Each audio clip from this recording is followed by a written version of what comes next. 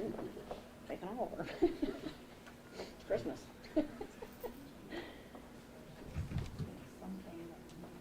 Please rise. Court's back in session. Can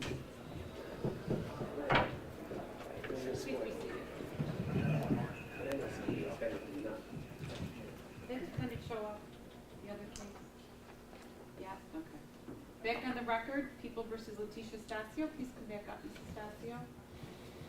This is a violation of probation matter. The matter scheduled today for possible disposition due to the fact that we don't have the probation officer here in front of us. And I know I've said this to you several times since we've met. You have the right to an attorney through all stages of these proceedings. You continue to represent yourself at the previous hearings and the dates we've had here. Is that your wish today? Yes, Your Honor. Okay, you understand that you have the right to an attorney, you're waiving that right? No, Judge, I'm proceeding as my own I attorney. understand that. Okay. And so can this matter be disposed of today? That was the last question that we had here on the record. You have a copy of the declaration of delinquency alleging 3 violations of your probation. Is it your position that you wish to admit today and go forward with sentencing? Yes, Your Honor. Okay. Mr. Kwam, is that your understanding as well? Yes, if she is willing to admit, then yes, that's up to her, but that's fine. All right, Mrs. Astacio, you have several rights that you'd be waiving in exchange for admitting to the violations this morning. First of all, is you're waiving your right to have an attorney with you. You are an attorney, I understand that. You also have the right to a hearing where the people have to prove that you violated the terms and conditions of your probation by a preponderance of the evidence. Do you waive your right to a hearing? I do. Do you also waive your right to cross-examine the witnesses that the prosecutor would call to testify against you at the hearing?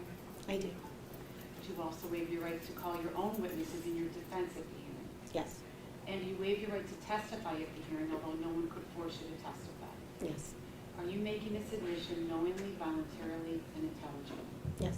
Has anyone forced you or threatened you or promised you anything in exchange for your admission? No. Do you feel under any duress or coercion at the present time? No. Are you under the influence of any drugs or alcohol right now which would cloud your judgment? No.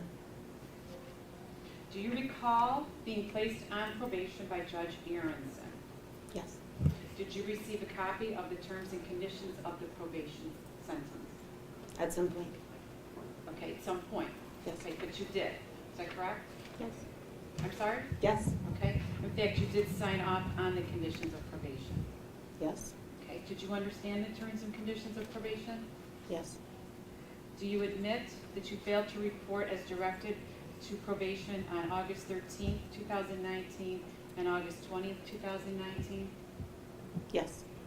And you admit that you didn't appear to probation for a few months thereafter? Judge, with all due respect, I think that the one admission is sufficient for the declaration of delinquency. If you don't want to answer that, you don't have to. I don't want to. Do you admit that you failed to cooperate with the ignition interlock program as required by Section 1193 Subdivision C? No. No, I don't admit that. I deny that. You deny that? I do, but I've already pled guilty, Judge. Did you admit that you failed to abstain from using or possessing alcoholic beverages? No, I don't. Okay. Mr. Kwan, are you satisfied with just her admitting to paragraph 1? Or Your Honor, I believe in order for the court to find a violation of the probation has occurred, she only needs to admit to the one violation. And if the court is satisfied, the court is in a position to sentence her accordingly. But in terms of whether or not she has adequately pled, the people are in the position of, yes, she has. all right. The people are satisfied. I'll be satisfied as well with your admission that you didn't show up to probation beginning at August 13th and August 20th, 2019. And therefore, I will find that you violated the terms and conditions of your probation, that you did so knowingly. Now, with regards to sentencing, do you wish to be heard? Briefly, Your Honor, obviously, as a violation of probation, it is up to the court to sentence Ms. Astacio as she sees fit. However, it is the position of the people that, based on not only her violation of failing to report, but her violation of the conditional discharge that put her on probation in the first place, or inability to adhere to probation going forward from that, that it is the people's position that the only alternative left to the court is to sentence Ms. Astacio to a term of incarceration, and that would be the position of the people. Mrs. Astacio?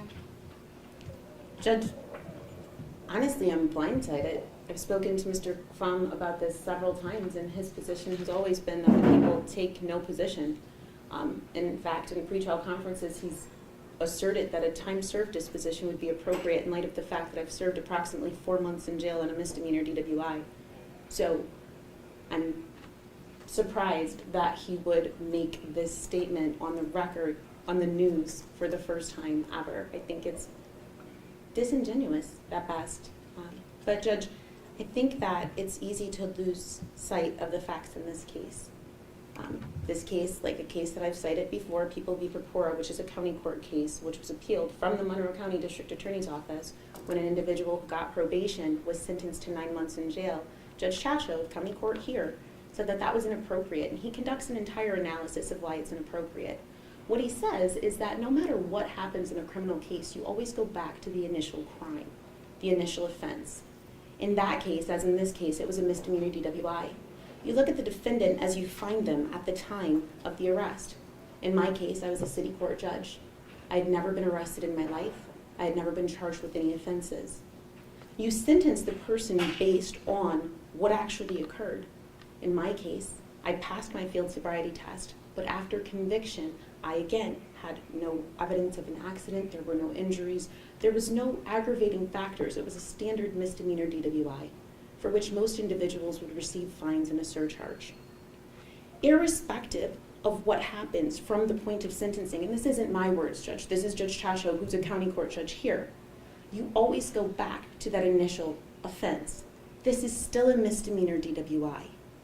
This is a misdemeanor DWI that was alleged to have occurred in 2016, and we're going into 2020. I have served almost an entire year of a conditional discharge. I have served approximately 4 months in jail. I have served 2 years on probation. I'm not saying any of this to say, woe is me. You weren't the initial sentencing judge. I want you to be aware, if we're talking about penalties, of the penalties I've already sustained in this case. In addition, I was removed from the bench. Literally, the Court of Appeals held that career suicide was appropriate in my case, so I lost my entire career. I think if we're going to talk about penalties and justice and equity, this is an atypical sanction for a misdemeanor DWI conviction. In addition, one of the reasons that a person would be placed on probation, and this is again in the People v. Purpura decision, is substance abuse, which apparently has been the overarching concern here, that I have a problem with alcoholism. I've never been able to provide any proof to the court that I've completed an alcohol treatment program because I've never been ordered to attend one. I've obtained 3 to 5 OASIS certified evaluations, and none of them ever said I needed treatment. It is impossible for me to enter into a treatment program without a diagnosis. That's just not how insurance works. So I did voluntarily enter into one program that I completed, but that's all I could do. If I'm on probation to address a substance abuse issue, that certainly isn't occurring before this court because there's no proof that I have one. I got a mental health evaluation. There was no recommended treatment, but on my own, because candidly this was very stressful, I got into therapy. I provided information from my therapist to my probation officer voluntarily. My therapist said, you need this to be over. What you're seeing is suffering from situational depression. You cannot move on with your life because this will not end. I provided proof of that to the court. I provided proof of that to probation. I am not here out of defiance. I am here because the judicial system does not function to break people, and it is destroying me. Irrespective of what I look like when I come into court, whether I'm smiling and happy, this is difficult every day. It is embarrassing, it is humiliating, and I cannot move forward. I cannot represent my clients because my mind is cloudy. I cannot come into court because I'm denied access regularly. I could not get here on time today because I have to stand in line. I cannot get a secure pass. It is difficult for me to get into the jail to see clients that I need to visit. It is difficult for me to work, and probation is supposed to help me, not harm me. If your point was to penalize me, I'm telling you, you have. If your point was to destroy me, I'm telling you, you can't. Irrespective of whether you jail me for the rest of the term that is left here or not, I can't function this way. So I've done quite a bit of time here, more than I think any other individual ever convicted of a misdemeanor DWI has done. I think that I have lost quite a bit, but I've gained so much in the process. If the point was to teach me or to help me, I don't know that you did, but I can tell you through this process, I've grown so much as an individual. You don't know me, but you literally can see the difference in the person that I've been through this. And to continue to be stuck just because there is literally no benefit to keeping me on probation. In fact, I am the only probationer that my probation officer supervises. You want to talk about a waste of taxpayers' money? I'm his entire caseload.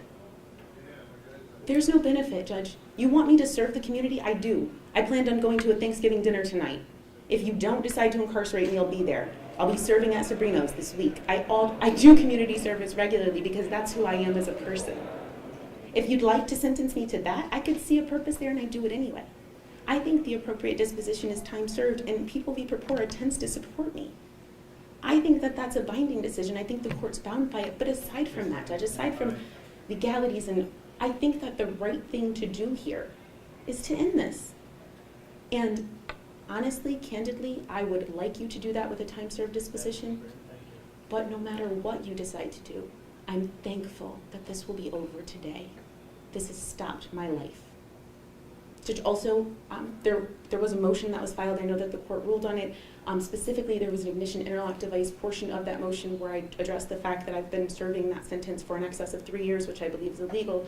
Irrespective of the court's decision today, I would ask that you sign the order terminating the ignition interlock today as a part of your sentence. And I would just throw myself on the mercy of the court. Judge, thank you for letting me speak.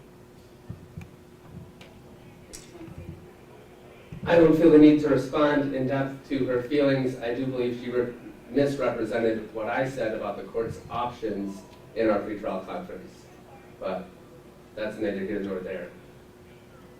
I think what matters is that people who are on probation do not get to decide when their terms of probation end. And I'll leave it at that. Thank you. So this case started with you being charged with driving while intoxicated and convicted after a trial for driving while intoxicated, which I consider a very serious offense. The facts surrounding your arrest that morning, very troublesome to me. But your actions after your conviction are even more troubling to me. You received the minimum sentence of a conditional discharge upon your conviction for driving while intoxicated. You had a year period, stay out of trouble, pay your fine and surcharge, put a ignition interlock device on your car, and follow the restrictions of the device. And almost a month after your conviction, you already had a violation of your conditional discharge filed. Within 2 months, you had 2 more filed against you. You settled it. You admitted to a violation. The judge extended your conditional discharge provisions to include an additional time period on your ignition interlock device. That was it. 6 months later, you're back on another violation of conditional discharge. The judge places you on probation.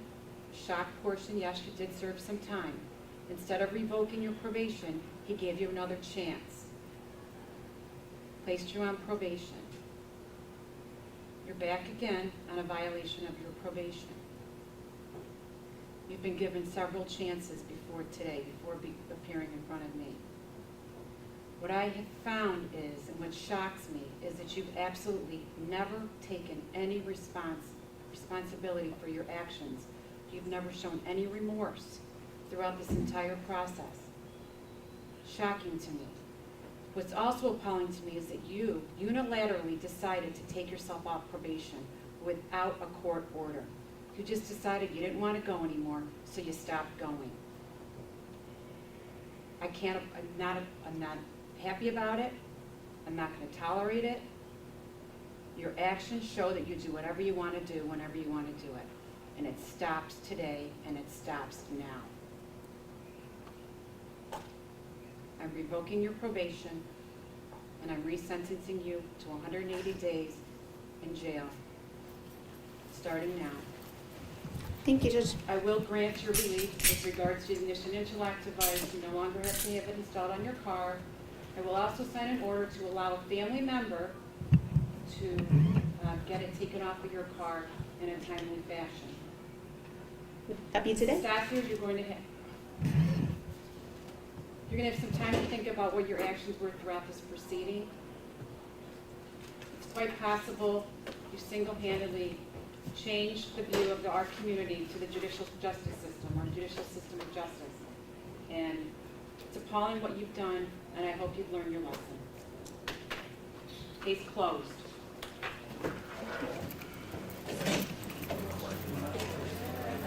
Demetrius Hostess, is he here? My cousin. Let me get you the camera.